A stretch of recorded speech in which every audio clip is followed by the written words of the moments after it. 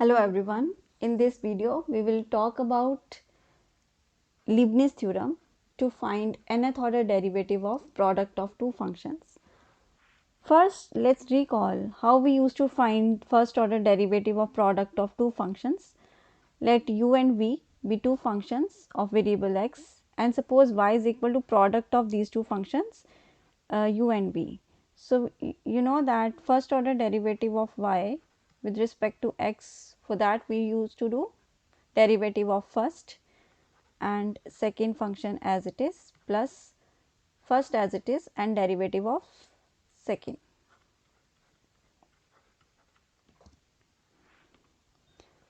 And for finding second order derivative, we differentiate this again with respect to x and we get second order derivative of y, which is equal to derivative of first, that will become second order derivative of u and second as it is, then this as it is du by dx, and first order derivative of v, which is dv by dx.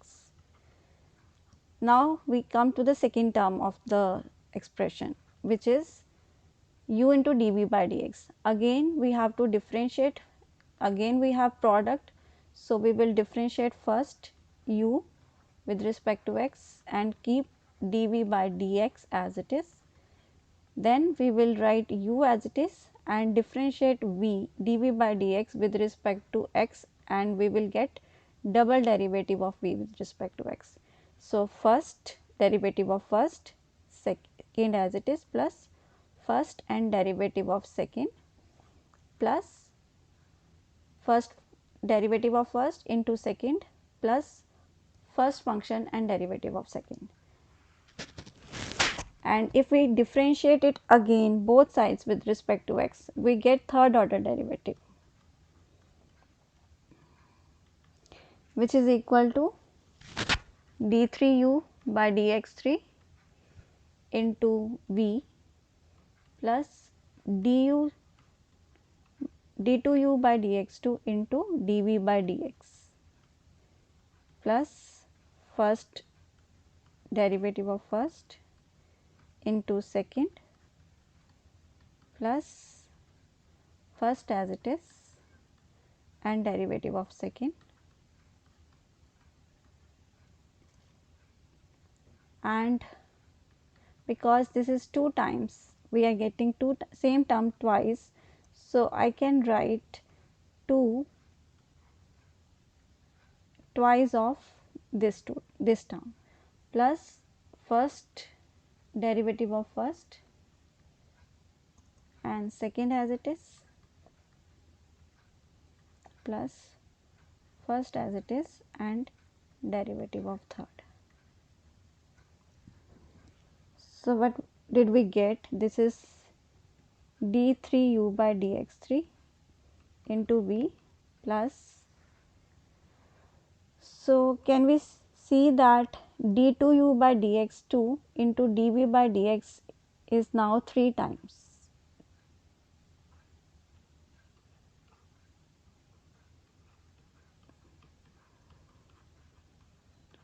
Similarly, this and this, twice of this plus this becomes 3 times du by dx into d2v by dx2 plus u d3v by dx3.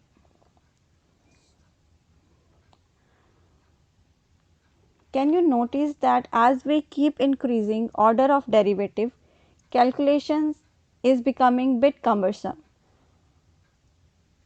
For example, if I need to find nth order derivative or higher order derivative, let's say 20th order derivative of the function sine inverse x into 1 upon under root of 1 minus x square. If we are supposed to find 20th order derivative of this function, it's not very easy or comfortable. So for such type of functions, we have a result called Leibniz theorem for finding the nth order derivative of such functions. So what is Leibniz theorem?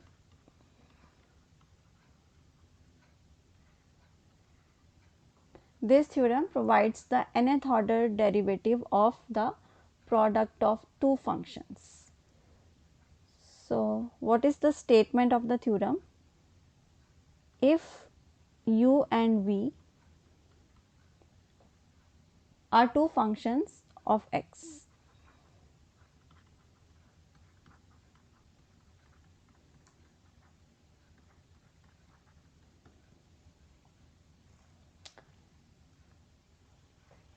then nth order derivative of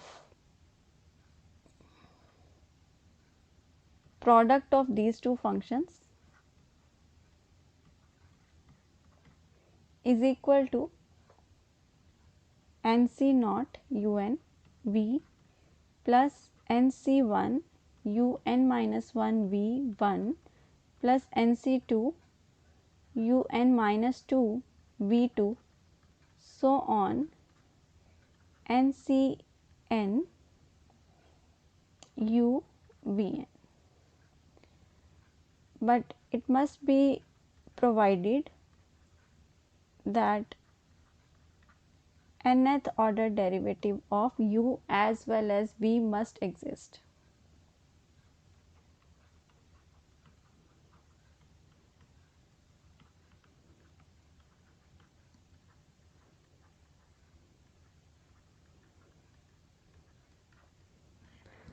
We can prove this theorem also, but we apply this result for finding nth order derivative of product of functions. So before proving this theorem, let's see what pattern did we get when we did first, second, third order derivative of product of two functions. Here we have u du by dx. We can write u1 in place of d1 du by dx because u1 here means first order derivative of u with respect to x into v plus this is u and first order derivative of v with respect to x, and the coefficients are 1. We can write 1 c naught in place of 1 and 1 c1 in place of this one because always nc naught is 1 and ncn is 1 for all natural numbers n. What pattern we can observe over here? Here we have d2u by dx2. Let's write u2 in place of this because this also means second order derivative of u with respect to x into v plus 2 times u1 into v1 plus u into v2.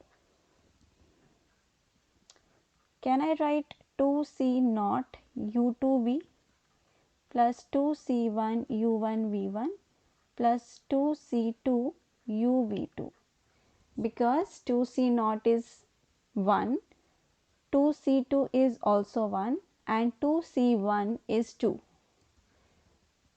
Similarly, if I write similar expression for the third order derivative, this is u3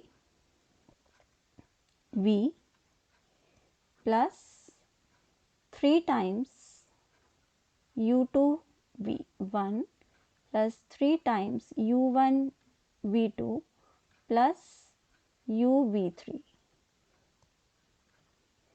This coefficient 1 can be written as 3c naught. This coefficient 3 can be written as 3c1. This coefficient 3 can be written as 3c2 and this coefficient 1 can be written as 3c3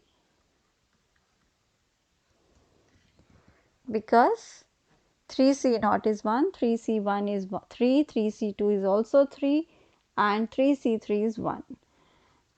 So I have just tried to express the second, third order derivatives in this form so that we can relate. So, we have observed this pattern already in the second and third order derivative, but while doing the higher order derivative of product of two functions, it is not feasible to manually do. So, for that the Leibniz theorem is for our rescue and we will apply this result. So, one pattern you can observe before proving the theorem, that while doing nth order derivative of product of function, we are having nth order derivative of u only and no derivative of v in the first term, and in the next term the derivative of u is going down by 1 and derivative of v is going up by 1. So, here no derivative of v, first order derivative of v, second in the next term we have second order derivative of v, and in the last term we have nth order derivative of v. In the first term we have nth order derivative of u. In the next term, as I have already mentioned, that the derivative of u goes down by 1 and derivative of v goes up by 1. Similarly, in the other terms. And if we talk about coefficients, when there was no derivative of zero order derivative of v, we had nc naught. When we had first order derivative of v, we had nc1. Here n means order of derivative we are doing. Here we are talking about nth order derivative. So, in all the coefficient we have nc naught, nc1, nc2, etc. In the first term there is no zero order derivative of v. So, we have nc naught. For when we have first order derivative of v, we have nc1. In case of second order derivative we have nc2, and when in the last term we have nth order derivative of v, we have ncn. Here you must be knowing that ncr represent n factorial upon r factorial into n minus r factorial. So, what we have already observed in doing first, second, third order derivative, same pattern we will be having in doing nth order derivative of product of two function. So, we will prove this theorem by the principle of mathematical induction. We can use this result directly in questions, but we can establish this result also with the principle of mathematical induction. And you must be knowing that while using principle of mathematical induction, first we prove the result for n is equal to 1. For n is equal to 1, this term left hand side becomes first order derivative of u into v, and we have already seen above that first order derivative of u into v is equal to 1 c naught u1 v plus 1 c1 u v1. So, I directly write over here that this is equal to 1 c naught u1 v plus 1 c1 u v1. Therefore, result is true for n is equal to 1.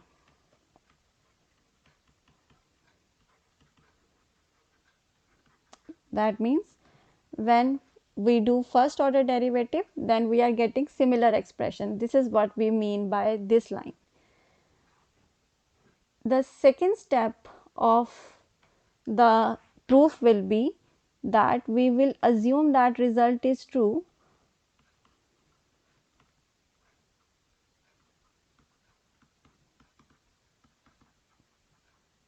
for n is equal to k. That means we are assuming that kth order derivative of product of u and v is of this form, which is equal to kc naught u k v plus kc1 u k minus. In the second step of mathematical induction, we have assumed that result is true for n is equal to k. That means we have assumed that when we differentiate u into v k times, we get this kind of expression. We shall prove that result is true for n is equal to k plus 1. That means we will differentiate this expression once again x with respect to x. After differentiating both sides with respect to x, we get k plus 1th order derivative of u into v with respect to x, and this term becomes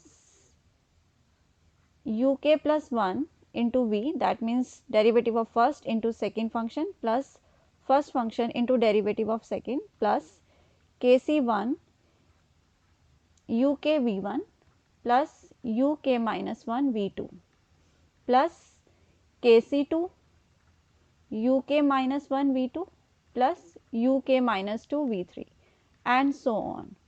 Last term is kck into u 1 vk plus u vk plus 1, first function derivative of second, which is equal to kc naught uk plus 1 v plus, we have two terms, one is kc naught uk v1 and one is kc1 uk v1. So, you take uk v1 common and we will be having in bracket kc naught and kc1. Similarly, we will collect like terms u k minus 1 v2 in bracket, we will be having kc1 plus kc2 and so on. Last term will be kck u vk plus 1. I am just writing the last term.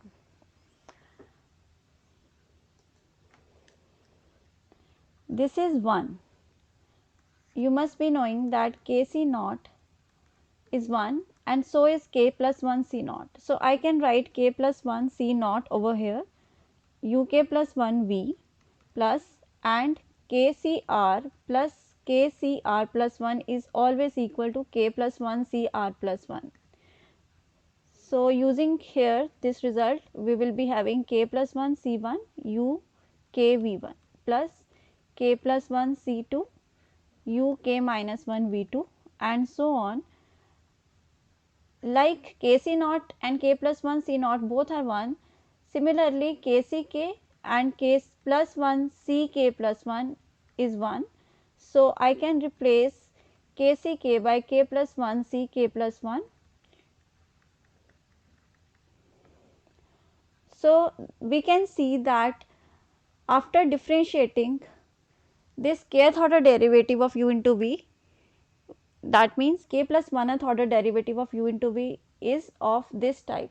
We can see that whatever we want on the right hand side, same thing we are getting for n is equal to k plus 1. That means we can say that result is true for n is equal to k plus 1 if it is true for n is equal to k, and hence it is true for all positive integral value of n. So, the theorem is proved by the principle of mathematical induction.